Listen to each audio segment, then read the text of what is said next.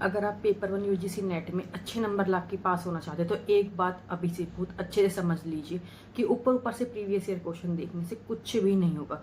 हमें उसमें अच्छे से एनालिसिस करना होगा कि हमें एग्जामिनर कहाँ फंसाने की कोशिश कर रहा है, कैसे हमें घुमा के ऑप्शंस देते हैं, क्वेश्चन दिए जाते हैं। मतलब बहुत ईजी कॉन्सेप्ट को कैसे घुमा के दिया जाता है। तो उसको हम इस पूरी सीरीज में प्रॉपर अच्छे से देखेंगे कि कैसे हमारे क्वेश्चंस लास्ट ईयर में बने थे, हमने उनके कैसे आंसर बच्चों ने करे हैं, कैसे हम कर सकते हैं। सबसे पहले हमारे पेपर वन में डीआई यानी कि डाटा इंटरप्रिटेशन के क्वेश्चन दिए होते हैं 1 to 5। अगर आपने क्वेश्चंस नहीं करने आप डायरेक्टली स्किप करके जा सकते हो क्वेश्चन नंबर 6 पे। लेकिन हम अपना एकदम बेसिकली जैसे क्वेश्चन होते हैं जनरली वैसे ही बिल्कुल बना के देखेंगे। तो सबसे पहले आपने क्या कोशिश करनी है, स्क्रीन को रोक के अपने को या फिर कुछ भी करके खुद पढ़ने की कोशिश करो। ये नहीं है बस सुनते जाना है। जब तक आप एक एक वर्ड को ध्यान से नहीं देखोगे ना कि मेन हमारे एग्जाम में ऐसे वर्ड्स में क्वेश्चंस लिखे आते हैं, ऐसे ऑप्शंस होते हैं, ऐसे आंसर होते हैं, जब तक आप मतलब यही चीज़ हमने सीखनी है। ये आपका रियल वाले क्वेश्चन है। तो देखो सबसे पहले हमें टेबल दी हुई है, कॉलेज के नेम दिए हुए हैं ABCDE करके। फिर हमें दिया हुआ है इसकी percentage of student with low income. फिर हमें दे रखा है proportion of males and female with low income. फिर हम देखेंगे इसको proportion of males and female without low income यहाँ पे दिया हुआ है। तो फिर हम अपने चलते हैं नेक्स्ट क्वेश्चन नंबर 1 पे। यहाँ पे क्या हुआ है, what is the number of males without low income in college see if the total number of student in that college is 5000। तो सबसे पहले हमने क्या चीज़ इसमें फाइंड आउट कर लेनी है, हमने क्या क्या देखना है। एक तो हमने कॉलेज सी का डाटा देखना है, लो इनकम डाटा देखना है, प्लस हमने यहाँ पे क्या चीज़ें देखनी है, मेल्स का, फीमेल्स का नहीं देखना है। और हमें क्या बता दिया, टोटल नंबर ऑफ हमारे पास स्टूडेंट है 5000। तो ये सब चीज़ें हमने जाके अपने टेबल में ढूंढनी है, उतार लेनी है क्या क्या है, और फिर हम इसको सोल्व करेंगे। देखो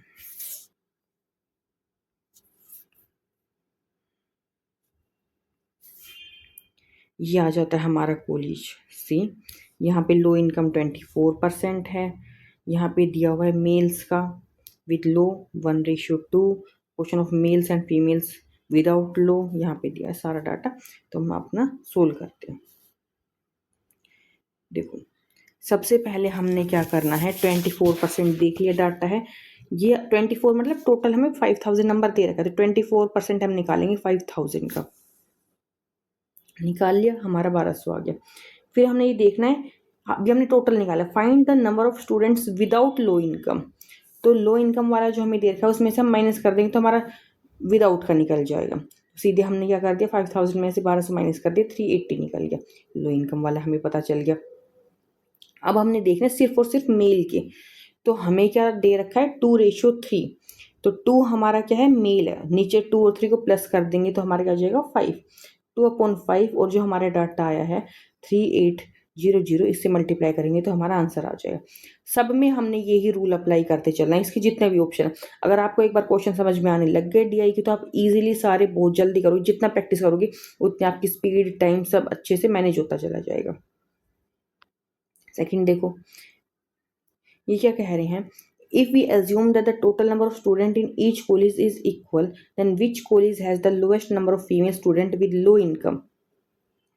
तो सब ने हमने इक्वल मान के और फिर लोएस्ट बताना है। देखो आप सबसे पहले तो ये मान लो कि सब में 100 है नंबर ऑफ स्टूडेंट। तो जो हमने परसेंट दे रखी थी 25 24, उनको हमने परसेंटेज नहीं सिंपल नंबर मान लिया है। तो जो रेशियो दे रखा था, टोटल रेशियो हमने नीचे रखा है और ऊपर फीमेल का रेशियो रखा है। और जो हमें नंबर दे रखा है उसे हमने डायरेक्ट मल्टीप्लाई करके ABCD का निकाले और सबसे कम हमारा किसका है, कॉलेज ई का। नेक्स्ट देखो, if the number of male student with low income in college E is 2208, then what is the total number of student in college E। इसमें आप टेबल में जाओ, अपना नोटबुक में वहाँ आपको रफ शीट मिलेगी, लिखते जाओ कॉलेज ई का ये डाटा दे रखा है, सिर्फ वो लाइन उतार लो। आपको टोटल दे रखा है कि इतना है, फिर हमने निकालना है। प्लस हमने लो इनकम का देखना है, ये चीज़ भी हमने उठानी कि लो इनकम या फिर विदाउट लो इनकम। देखो पहले क्या कह रहा है, हमने पर 15% हैज़ लो इनकम हमने निकाला, तो 100 में से 15 माइनस करके हम 85% का क्या निकाल लेंगे कि उनके पास लो इनकम नहीं है। तो हमारा कितना बच जाएगा, 0.85 इंटू में एक्स हमने टोटल मान के चल रहे हैं।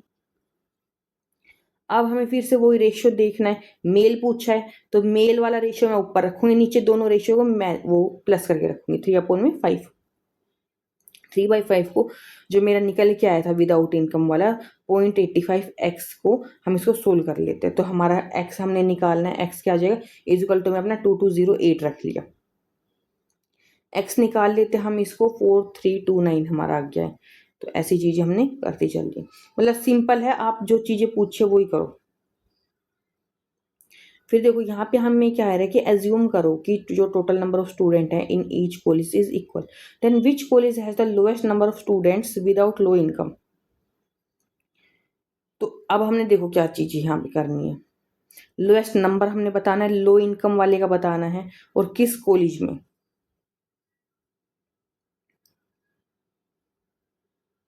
देखो हम सारे कॉलम देखते हैं कि कॉलेज ए में 35% हाइस्ट लो इनकम है, leave the lowest remaining amount. B में हमारा 25 है। ऐसे करके हम सारी चीजें इनके निकाल लेंगे आराम से।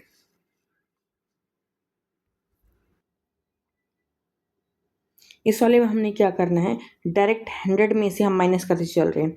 डाटा दिया हुआ है, ए का 35%, बी का 25, सी का 24, डी का 19। तो हम क्या करेंगे, 100 में से माइनस करेंगे। अगर हम 100 में से 35 को देखो माइनस कर रहे हैं, तो मेरा जो 65 वो सबसे कम नंबर निकल के आ रहा है। If we assume that the total number of students in each college is equal, then which college has the lowest number of male students with low income?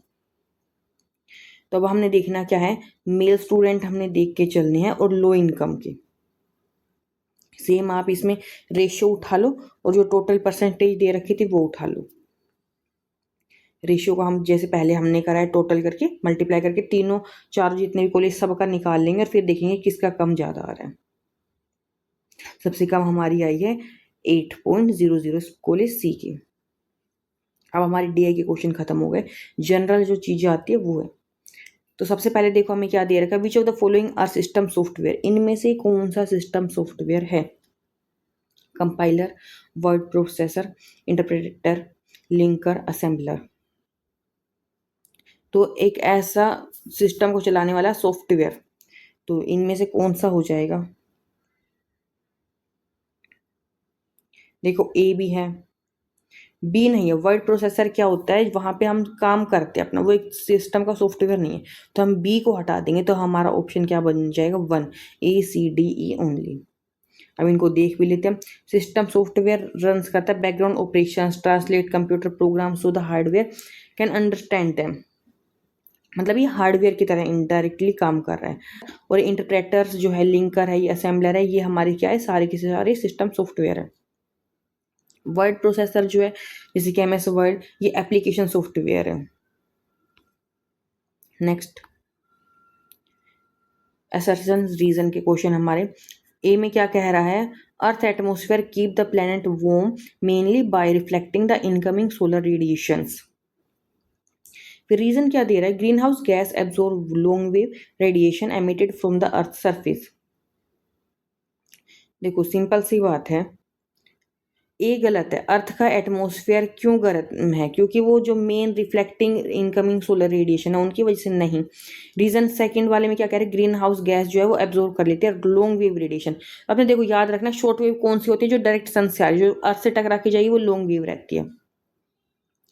तो हमारा जो आर है वो सही है, ए गलत। तो हमारा ऑप्शन 1 जो है, हमारा ऑप्शन 4 सही हो जाएगा।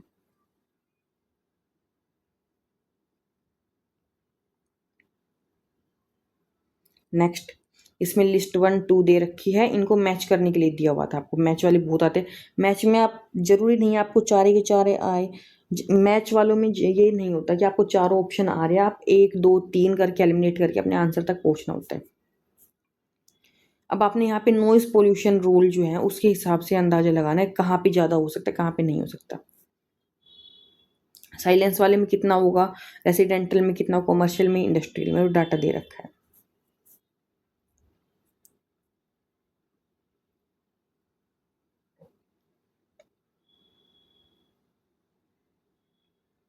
तो इंडस्ट्रियल का देखो सबसे ज़्यादा 75, तो आपको पता चल गया कि ए का हमारा 3 होना है, 1 2। बी का हमारा हो जाएगा कॉमर्शियल का सेकंड 65। इंडस्ट्रियल में सबसे ज़्यादा शोर शराबा होता है, कॉमर्शियल में थोड़ा और कम हो जाएगा।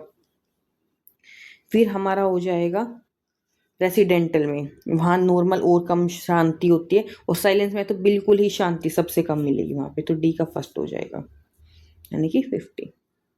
ये बहुत ईजी, अगर आपको नहीं भी आता आप आराम से इसका निकाल सकते हो।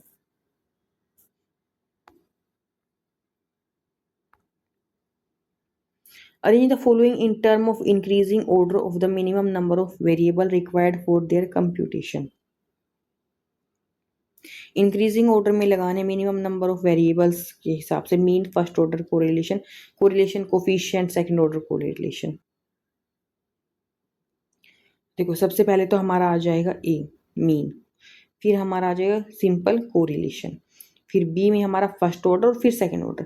देखो अगर आपको नहीं पता इनका किसी का, तो आप फर्स्ट ऑर्डर और सेकंड ऑर्डर वाले को तो कम ज़्यादा में करके आराम से अरेंज कर सकते हो। इंक्रीजिंग ऑर्डर लगाना था ना, तो आपका फर्स्ट और फिर सेकंड।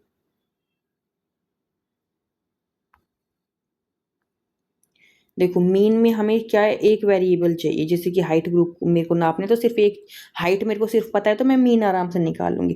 कोरिलेशन में मेरे को दो चीज़ें कम से कम चाहिए होती है, क्योंकि सिंपल कोरिलेशन का मतलब ये है कि आप रिलेशन बना रहे हो, हाइट और वेट का रिलेशन बना रहे हो। अगर बच्चे का वेट ज़्यादा है तो हाइट कम हो जाएगी। फर्स्ट ऑर्डर में क्या हो जाएगा, हमें 3 वेरिएबल चाहिए, तीसरा वेरिएबल ऐसा जो उनको कंट्रोल करेगा, मतलब हाइट और वेट का तो फर्क पड़ रहा है उनके ऊपर, एनवायरनमेंट का, उसके हेरिडिटी का, और तीसरा कौन सा फैक्टर है जो इनडायरेक्टली उसको अफेक्ट कर रहा है।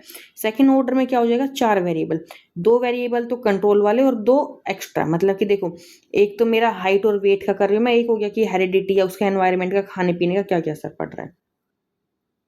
ये देखो हमारा नेक्स्ट क्वेश्चन है, इसमें पूछा हुआ है कि हमारे नेशनल एजुकेशन पॉलिसी 2020 के हिसाब से कि हमें कितना एक्सपोजर देना है वोकेशनल एजुकेशन बाय 2025 तक।